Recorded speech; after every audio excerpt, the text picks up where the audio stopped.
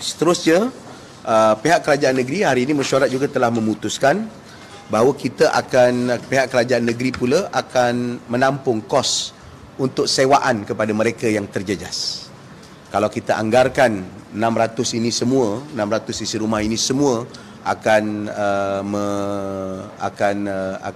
menyewa rumah sementara rumah mereka ini didiami, kita berikan tempoh sehingga 6 bulan dengan kos sewaan sebanyak RM2,000 satu bulan, dan untuk itu kerajaan negeri akan berbelanja lebih kurang 7.2 juta untuk menampung kos ataupun untuk menampung kos sewaan yang perlu ditanggung oleh pemilik rumah.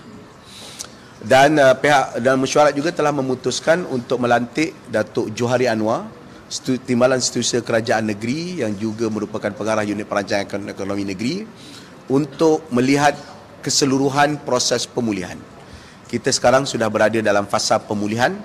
Jadi proses pemulihan itu akan meliputi kediaman-kediaman rumah yang perlu diperbaiki kosnya, dan juga kos-kos untuk membaik pulih infrastruktur disebabkan oleh insiden yang berlaku.